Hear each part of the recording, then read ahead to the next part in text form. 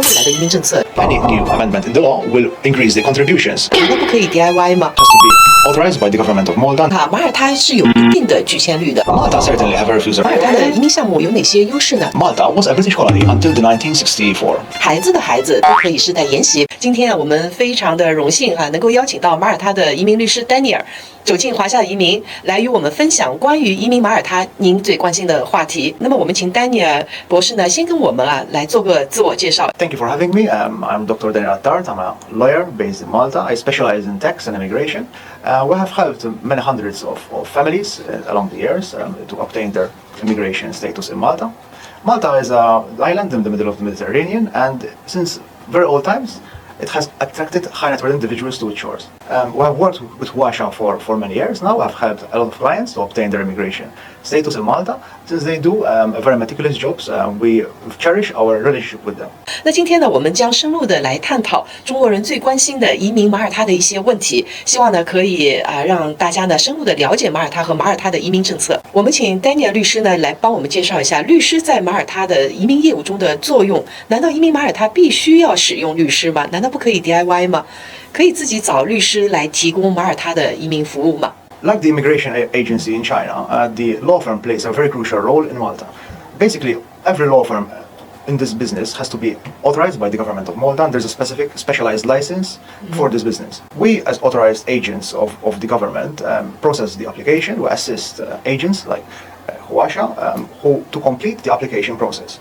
The Maltese law firm has to be a licensed agent like ourselves in order to be able to advise and submit the application to the authorities. The application process usually takes the form into the answering of several questions to the immigration agency and the lawyer, and then the immigration agency and the lawyer will assist the client to complete a series of forms and the collection of a number of documents. One important consideration is that you choose your law firm wisely, because an individual cannot himself conduct with the authorities.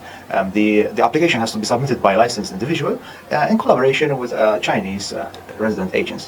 那么马耳他的移民项目有哪些优势呢？它和其他的欧洲的移民国家相比有哪些不同呢？ Unlike the majority of countries in the Mediterranean area and in Europe, Malta's language is English, alongside with the native language Maltese. Every document and every agency of the government has to provide its documentation in English. This makes Malta an international jurisdiction, and Malta also benefits from an English, British-based educational system. Malta's immigration program also benefits the applicant, because in one application, one can include 4 generations, meaning that the main applicant and his spouse or her spouse can include their children, their parents, and their grandparents in one application. 那更为重要的一点呢，马耳他的身份是可以世代传承的，不会因为孩子年龄超龄，他经济上独立而失去他的身份，甚至呢，孩子的孩子都可以世代沿袭马耳他的永居身份。那我们接下来一个问题呢是马耳他的 MPRP 的永久项目，我们也知道马耳他还有 CDI 的一步到位入籍的项目，那他们的政策上有什么不同呢？对中国的客户有哪些利弊呢？ Malta offers 2 programs. One of them is the citizenship by naturalization or exceptional services by direct investment, and the other one is the Malta Permanent Residence Program. The difference of these programs mainly resides in the financial contribution done to the government. However, the process for both is very similar. They both involve a background check and a financial background check, and the applicant must be at least 18 years old. From experience, we understand that the Chinese clients prefer the MPRP program over the citizenship by naturalization for exceptional services by direct investment, for the simple reason that the Malta Permanent Residence Program requires a less contribution. By naturalization for exceptional services by direct investment requires that an individual purchase a property valued at least 700,000 euro, or otherwise rent a property valued for 16,000 euro per year. On the other hand, for the Malta Permanent Residence Program, an individual is required to spend at least 300,000 euro to purchase a property, or else rent a house for 10,000 euro per year. 所以我们接下来一个问题呢，马耳他是有一定的局限率的，会发生在怎么样的家庭上面呢？我们该怎么来避免这些家庭来申请马耳他呢？ Malta certainly have a refusal rate, and this main reason for this is because clients fail to provide a clear case for their financial background, or else they don't have a clear practical background. We, in collaboration with Huasha, make sure that all our clients have a clear case in order to present it, and we will initially refuse a client if the case cannot be, in our opinion, approved. We do this because it involves a big financial cost and a lot of work in order to submit the application. So at the start of each process, we ask the client a series of questions to establish whether his application or her application can be presented to the government. For this reason, we try to keep our refusals very low and not waste our time or the client's time. This information is very well protected. 那马耳他到底他是说什么语言？他的英语普及度到底怎么样呢？这个因为 Daniel 博士他是常年住在马耳他，他是马耳他人哈。那我相信他会很多种语言，但是我们还是非常有兴趣的来问他一下，他平时的工作语言和生活语言是什么？ Similarly to Hong Kong, Malta was a British colony until the 1964. For this reason, English is integrated in the Maltese governmental system and is integrated in the community. Today, with the influx of many foreigners, especially foreign workers, English has become the main language in Malta. English is so widespread that one can consider himself as being in England. It has integrated itself with all aspects of society, from government institutions to educational institutions to healthcare, insurance, restaurants. 那除了英文以外，我们新移民还会面临在生活中的哪些挑战呢？那律所在这方面能够提供哪些服务呢？ By resettling in a new country, a family might face some immediate challenges to their resettlement. Mainly, these will involve about the search for property and also the search for educational services for the children. However, we can help the new families to establish themselves in Malta. So, when it comes to property, purchase or rent, we can help new families establish good connections in Malta in order for their transaction to run smoothly.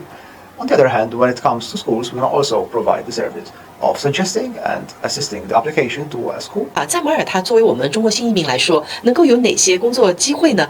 那在马耳他有没有加班文化呢？ In the year 2023, Malta's economy achieved a 6% growth compared to the 0.5% achieved by the average European countries. Malta has been a financial center. Similar to Hong Kong, as it was considered the access to Asia, Malta is also considered as the access to Europe.